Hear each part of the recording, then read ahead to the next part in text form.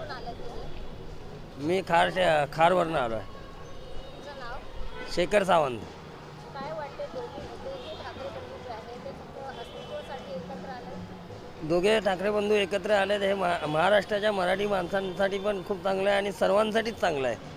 कारण ह्यांच्या युतीमुळे, ह्यांच्या एकत्र आल्यामुळे इकडच्या सर्व जनतेंना सर्वांना समजेल की BJPच्या माणसांनी किती भ्रष्ट केलेलं आहे. त्याच्यामुळे ह्यांना लायकी दाखवण्याची हाच टाईम आहे आता. ऐनवेळी निवडणुकी आल्यात म्हणून हे दोघांनी मिळून युती केलंय. हो. ते फक्त निवडणुकीसाठी आलेत का? नाही, हे निवडणुकीसाठी नाही आले आहेत, हे कायमस्वरूपी आले आहेत. हे ज्यांना वाटत असेल की हे निवडणुकीसाठी असेल त्यांना ते वेगळ्या विचाराचे आहेत. आमच्यासाठी हे मराठी माणसांसाठी हे एकत्र आले आहेत आणि तसंच हे पुढे पण असंच चालत राहणार. मुंबईचा विकास की मराठीचा मुद्दा तुमच्यासाठी काय महत्त्वाचं आहे? आमच्यासाठी दोन्ही पण महत्त्वाचे आहेत. मुंबईचा विकास पण पाहिजे आणि मराठी माणसांचं पण संरक्षण पाहिजे. त्याच्यासाठी हे दोघे भाऊ एकत्र आले आणि या दोघा भावांनाच आणायला लागेल. नाही तर महाराष्ट्राच्या हे लोक सत्यानाश केल्याशिवाय सोडणार नाहीत. ही लोक जे BJPवाले जे आले आहेत ते.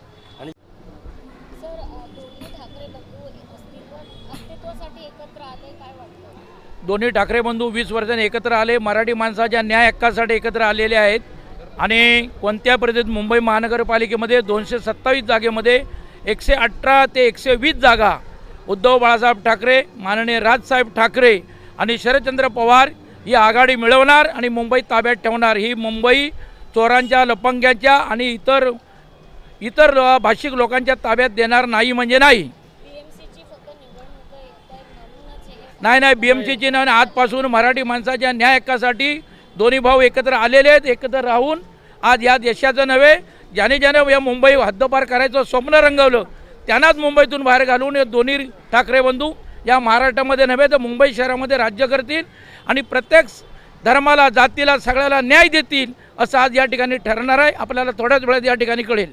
विकासाचा मुद्दा तुम्हाला हवाय की फक्त मराठी मुद्दाच? नाही, आम्हाला विकासाचा मुद्दा पाहिजे आहे, मराठीचा मुद्दा नाही आहे. परंतु मराठी दोन भाऊ एकत्र आल्यामुळे या मुंबई शहराचा विकास कायापालट होणार म्हणजे होणारच आहे. तुमचं नाव, कुठून आलं?